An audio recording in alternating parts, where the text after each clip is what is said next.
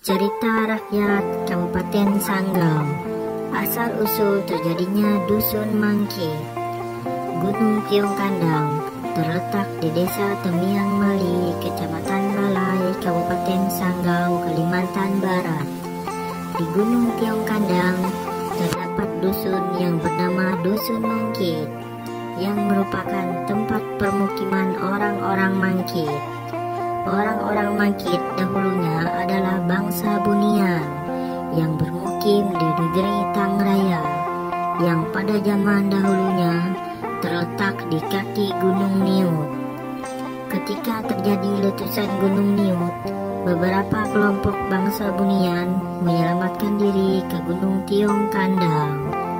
Mereka merupakan kelompok pasukan perang negeri Tangraya yang sangat handal memanjat dan mengendarai gajah, sehingga disebut Mangkit.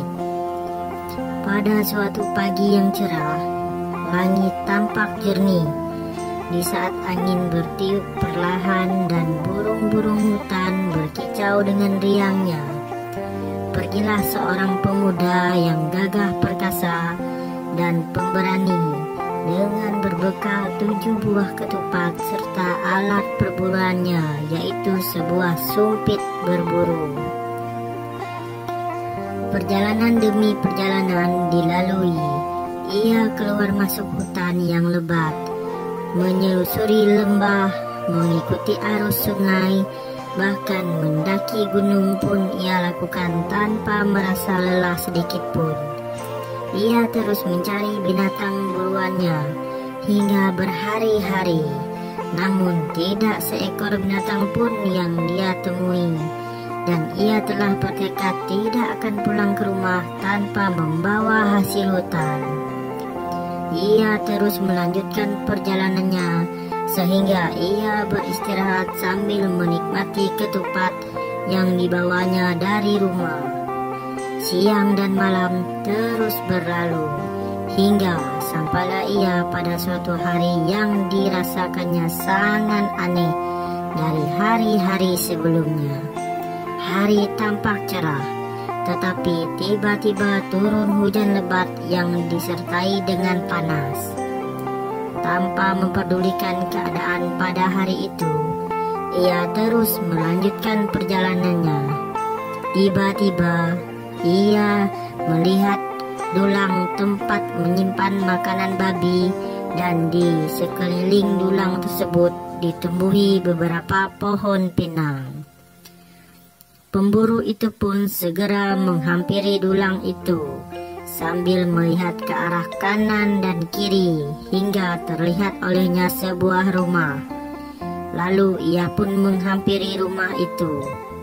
Alangkah terkejutnya ia karena rumah itu adalah rumah yang terletak di sebuah kampung yang sangat panjang. Rumah itu adalah rumah yang paling awal dari rumah-rumah yang ada di kampung itu. Tanpa diketahuinya bahwa kampung itu adalah kampung Bunian dan hanya manusia tertentu saja yang dapat melihatnya. Sesampainya di rumah itu, maka si pemburu lalu mengetok-ngetok pintu sambil memanggil penghuni rumah. Tak lama kemudian, keluarlah penghuni rumah itu, dan ternyata pemiliknya adalah seorang nenek-nenek yang baik hati, dan kehidupannya pun berkecukupan. Segala harta benda banyak tersimpan di dalam rumahnya. Ia tinggal bersama seorang cucu perempuannya. Lalu sang pemburu itu pun bermohon kepada sang nenek untuk bermalam di rumahnya. "Apakah saya boleh menumpang bermalam di rumah nenek ini?" kata sang pemburu memohon. "Oh, tentu saja boleh. Bahkan nenek senang sekali karena cucu berkenan bermalam di rumah kami," jawab nenek itu dengan senang hati. Kemudian nenek itu pun mempersilahkan tamunya untuk masuk ke dalam rumahnya. Pemburu itu pun masuk dan duduk di atas tikar. Tak beberapa lama kemudian, menyerahkan sebuah tempat sirih dan air minum kepada sang pemburu. Ia pun menanyakan kepada pemburu itu tentang perjalanannya hingga sampai ke rumahnya. Sang pemburu pun menceritakan panjang lebar pengalamannya itu kepada sang nenek. Nenek itu pun lalu pergi ke kamar menyuruh cucunya menyediakan nasi untuk si tamu, dan cucunya pun segera memasak nasi dan lauk pauk. Setelah selesai memasak nasi dan lauk pauknya, segera dihidangkan dan diantarkannya ke tempat di mana si pemburu itu duduk. Betapa terkejutnya si pemburu itu tatkala dilihatnya gadis yang mengantarkan hidangan itu berparas cantik dan memiliki rambut yang indah, panjang terurai. Beberapa lamanya si pemburu itu berada di tempat nenek, dan mereka pun saling memperkenalkan diri. Oleh karena sudah cukup lama si pemburu itu tinggal bersama sang nenek, sehingga si nenek itu pun merasa bahwa si pemburu itu merupakan bagian dari keluarga mereka. Demikian juga sebaliknya, si pemburu itu telah menganggap bahwa nenek itu adalah neneknya sendiri dan cucu si nenek itu adalah adiknya.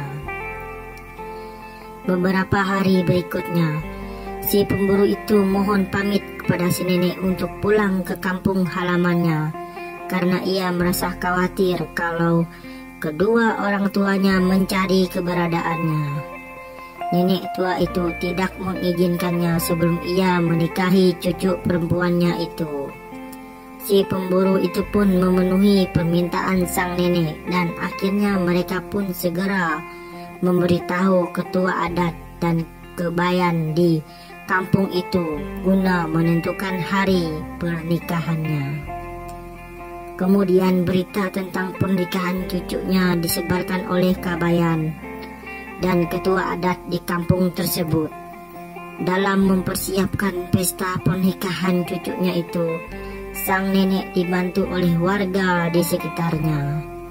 Menjelang hari pernikahan tiba, seluruh warga menjadi sibuk dan pesta pernikahannya itu pun dilangsungkan selama 3 hari 3 malam. Pestanya sangat meriah karena dihadiri oleh seluruh warga dari kampung Bunian itu. Mereka dengan penuh sukacita menikmati pesta yang telah diselenggarakan oleh si nenek itu. Setelah pesta pernikahan itu usai, resmilah mereka menjadi sepasang suami istri. 3 bulan telah dilalui. Mereka hidup rukun dan saling menyayangi antara satu dengan yang lain. Pada suatu hari, saat mereka sedang duduk di beranda rumah mereka, sang suami mengutarakan niatnya untuk menjenguk kedua orang tuanya, dan ia meminta istrinya agar turut serta bersama pulang ke kampung halamannya, Kampung Berwa. Sesampainya di rumah, dengan rasa gembira, seluruh anggota keluarga menyambut kedatangannya karena mereka mengira bahwa anaknya itu telah meninggal. Sebab sejak keberangkatannya untuk berburu itu tidak pernah mengirim berita. Lalu ia pun memperkenalkan istrinya kepada seluruh anggota keluarga yang di dalam rumahnya. Melihat kedatangannya itu bersama seorang istri yang sangat cantik, lalu mereka ditarburi dengan beras kuning yang merupakan pertanda sebagai ucapan rasa syukur kepada Jubata yang telah memberikan keselamatan kepada anaknya. Si pemburu itu pun menceritakan pengalamannya yang dialaminya sejak meninggalkan rumah hingga sampai sekarang ini. Setelah beberapa lama mereka menetap di kampung halaman suaminya, lalu mereka berniat akan pulang ke kampung Bunian. Hal itu pun segera disampaikan kepada seluruh anggota keluarga, sehingga mereka sibuk mempersiapkan bekal untuk anak menantunya kembali ke kampung halaman istrinya itu. Salah satu oleh-oleh yang dibekalkan oleh kedua orang tuanya adalah tikar pandan dengan anyaman yang sangat indah.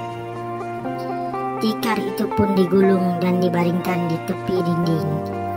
Setelah selesai menyiapkan perbekalan untuk anak dan menantunya itu, kemudian sang ibu tertidur karena hari telah larut malam.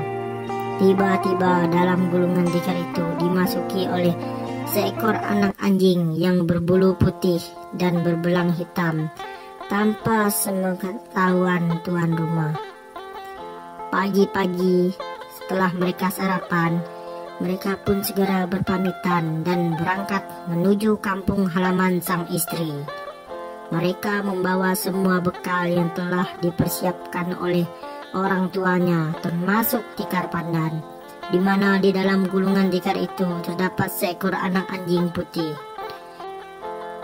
Tikar itu dipikul suaminya, karena mereka tidak mengetahui kalau di dalam gulungan tikar tersebut ada seekor anak anjing. Dan sungguh aneh sekali ya, anak anjing itu tidak bergerak sedikit pun saat tikar pandan tersebut dipikul oleh suaminya. Dalam perjalanan yang cukup jauh dan melelahkan, di perjalanan mereka sering beristirahat dan berteduh di bawah pohon-pohon yang rindang yang terdapat di sekitar tempat mereka lalui. Sudah beberapa hari mereka berjalan karena jauhnya jarak antara kampung mereka. Akhirnya sampai juga mereka kembali ke kampung Bunian. Setibanya di rumah, mereka segera disambut oleh nenek dengan perasaan gembira. Mereka saling berangkulan.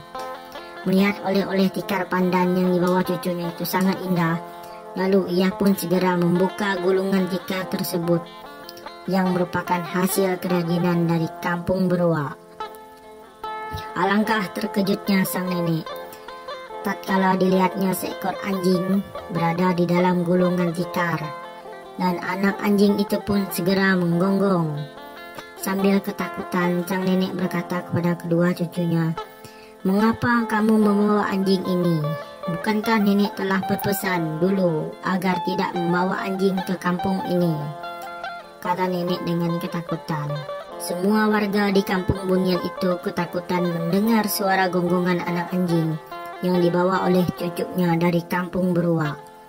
Seketika itu pula suasana kampung menjadi berubah. Mereka merasakan seolah-olah dunia akan kiamat. Sungguh aneh sekali. Kampung ini dulunya sangat panjang, sampai sekarang berubah menjadi pendek karena separuh dari kampung itu raib dan tidak kelihatan lagi. Hanya bagian sebelah hilir saja yang masih kelihatan dan menjadi kampung manusia biasa hingga sekarang ini. Adapun nama kampung itu dikenal dengan nama Dusun Mangkit. Letak kampung itu di kaki Gunung Mangkit di Kecamatan Balai Batang Tarang, Kabupaten Sanggau. Kemudian kampung yang berada di sebelah hulu sampai sekarang pun tidak ada yang mengetahuinya. Raib begitu saja. Menurut cerita warga di Dusun Mangkit, bahwa hingga sekarang apabila mereka pergi ke ladang dalam keadaan hujan yang disertai panas, akan terdengar suara babi dan kokok ayam jantan. Tetapi mereka tidak melihat adanya kampung ataupun pondok di ladang bagian sebelah hulu kampung itu. Sekian dan terima kasih.